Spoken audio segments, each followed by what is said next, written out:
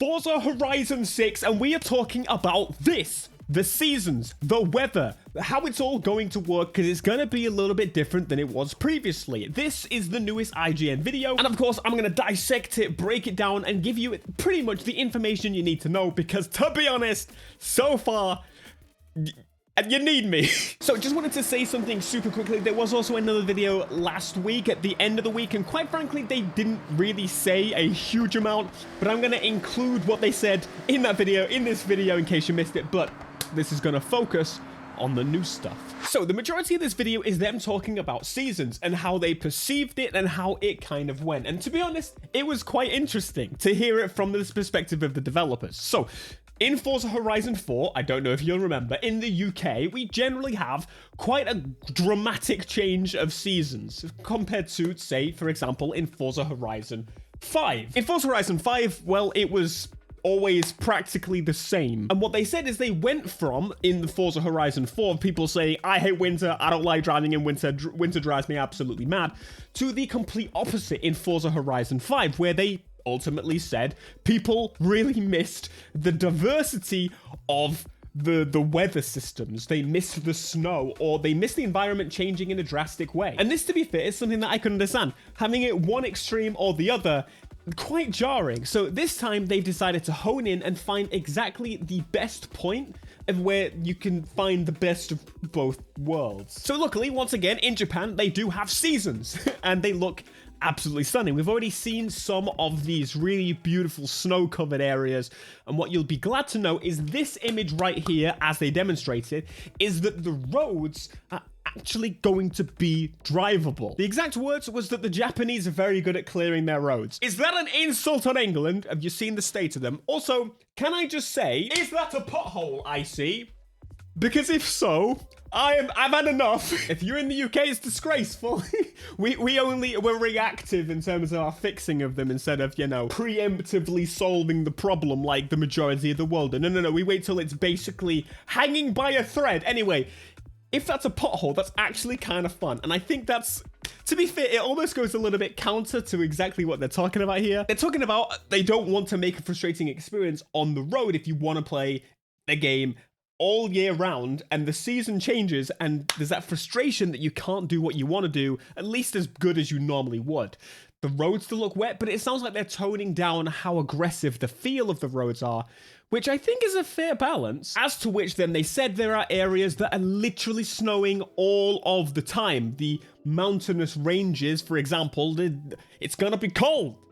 I don't know if you climbed high, it's cold. So you'll have snow all around if you want to go and look for it. You'll have snow in areas that are not normally snowy sometimes, but it won't ruin your driving experience. I think this is a really good balance. And to be honest, when they first said it, I was kind of like, are you going to pull this off very well? But to be completely honest, I think probably. Who doesn't like snowy mountaintops in the distance, and then you can go over and explore those areas specifically if you want to. Oh, and in terms of the snow when it comes to the season, they mentioned that the areas that basically are off-road, that's where you're going to see the snow, all right? That's where it's going to be rally handling all of a sudden in the snow opposed to the mud. I mean, it already drives like shite anyway, so what's the difference of putting snow on there? And I think that's a problem. That's probably a really good idea.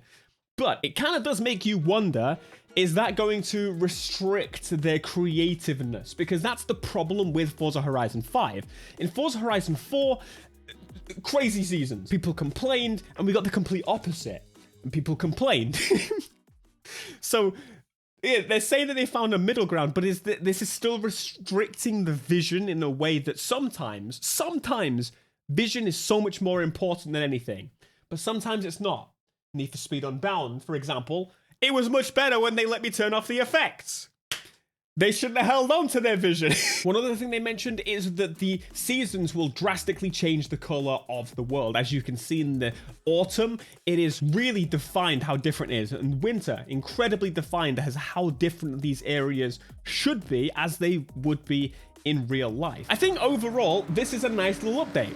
I think, like the majority of people here, I was expecting the customization.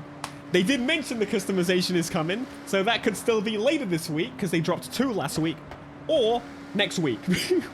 But as soon as I know, I'm gonna let you know. But I went into this, I'm going to be honest, a little bit like, okay, they're just talking about the map. But to be honest, having a deep dive on the map is actually something that I enjoyed. I actually really enjoyed hearing the little details.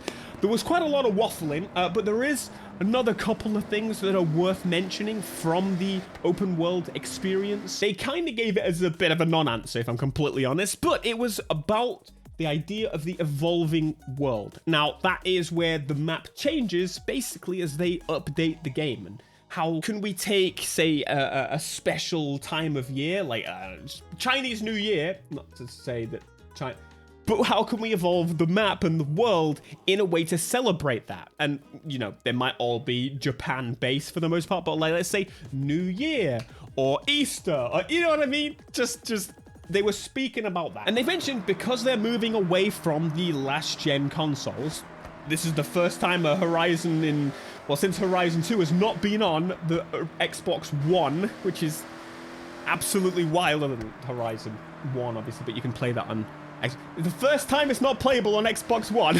So they've got a lot more power to play with in terms of the map, in terms of the scale, in terms of the speed at which the game can load and change and update and adapt. This is kind of what I'm excited about for the fact that they are dropping the Xbox One.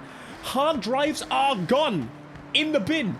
Vamos. But I've seen time and time again, of course, that has been mentioned, and the new consoles are apparently like a year or two away at most. I don't know if I've really seen many cases where I've been proven that this wouldn't have been possible on previous hardware. The map size, definitely. The map scale, definitely. But that alone is not enough, and so I think their evolving world could be a really good way for them to do that. And I hope we get to see it, to be honest with you. So the reason this video was a little confusing, to be completely honest with you, is literally last week, we were already talking about the map. So it could have been one interview combined, but hey, I'm going to fill you in on what was said last week for, you know, the fact that I didn't give my opinion on it straight away. We got some brand new locations to look at, and I really wish there was some cars for scale, but this looks like a pretty small road. Looking at the scale of the scooter parked there at the side, those things are pretty small. You still got the blue lanes on the outside, which are likely the cycle and walking areas. So, you know, it's not the most narrow road, but it's one of the more narrow locations that they've got in the map. And again, I wish they would put traffic in these locations, because that was what people were complaining about. You could just get a new picture for them, a new snap. The docks. This I'm really excited about. If you've ever played Need for Speed Pro Street, need I say more? Honestly, if you've played Need for Speed Heat, need I say more? The container area in the modern Need for Speed games, super fun, jumping up and stunting around them and getting away from police from them. And wow, I'm gonna have to get people to chase me on the containers in this game, but you get the point. Really cool location. Looking forward to exploring that and, you know, seeing what people do with the new creative tools, not the new ones, but the ones that have already been in the game, and how we can play around in this dock area in a way that maybe we can't do so in the base map.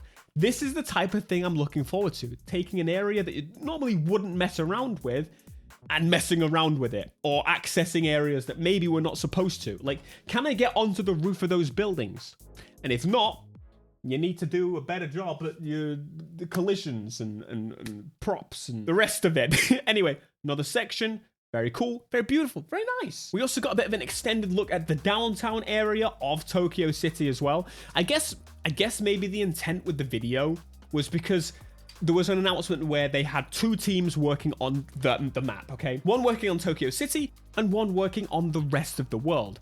My assumption is that the videos, they were like, oh, let's do a world one and a city one to kind of match. Hey, it's fine, whatever, I get it, but beautiful, stunning, big, massive buildings, dimensions, huge. There's going to be people stood at the side of the roads. It's not just going to be empty and dead. And the Honda E is in the game. Can I just tell you, I love the Honda E. The Honda E is no more, okay? It had a very short life, but it is one of the EVs that I would EV. It's so cute. And finally, we got a view at the festival, which is vast. It is absolutely vast. You can finally see that it's like, it feels more festivally than it was previously. If you go back to Forza Horizon 5, the festival site just felt so small by comparison to this. Is vast. Where the hell have they had space for this in Japan? It's drastic. It's huge. Look at the size of the stage. My goodness, I want to see a car for scale, please. It's a racing game with car racing game. I want to see the cars for scale to get an idea. But the amount of people, absolutely awesome. Again, flexing the horsepower of the new consoles. We're pushing away the Xbox One, and we're here now. No hard drives. No hard drives. Someone should do a test to run the game on a hard drive on PC and see if they get stuck loading. They better, otherwise I'm like, well, they could have done it on Xbox One. They could have done it. Onto the idea of the developers splitting between the two areas. I mean, I've never heard worded like that before, but I'm pretty certain that generally when you're building a world, the people working on the countryside assets are a little bit different than the people working on the city assets. Again, maybe the same people make the whole map, but I get the idea of splitting the teams and making like dedicated teams to build the specific areas. It's a good idea, and I think we'll see how that kind of blends together. That's going to be a very interesting point, because the city is likely still going to have a lot of those invisible barriers, and I for one am not against invisible barriers. I think there's a time and a place for the full exploration of an area. Some barriers super helpful, so I don't just crash into, well, off of every cliff that exists, but at the same time buildings do the same job. So Tokyo City is going to be, I don't know, I imagine a little different to how you would drive in the here. I imagine these are quite solid barriers to not let you drop down into the water, even though that would be kind of fun. Why shouldn't I be able to do that? I should have the restriction removed.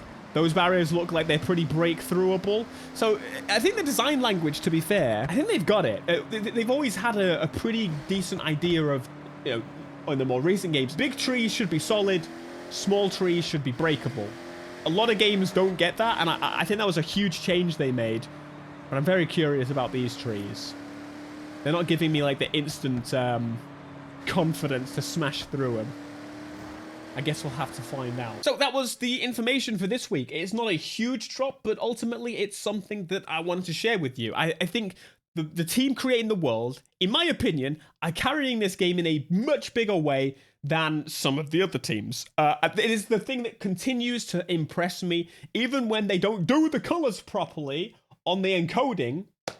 Also still think it looks pretty beautiful. And ultimately, I'm very excited to start exploring Japan. I've never been. This is a place I have no experience with, but it's a place all of us have dreamt of going. If not, it's on our list to go. If not, you know, we would like to, but, you know, it's kind of expensive, and yeah, that's kind of the point. Japan is that place for car people that we kind of just want to go and experience everything. And hopefully, they allow us to appreciate it in the way that we're expecting. I think we're all kind of hoping that it's not just the world in terms of the map, but in terms of the feel of the world, because I want to be there. Don't want to drive on American roads in Japan. That's not what I'm after. All right, thank you so much. I will see you in the next one.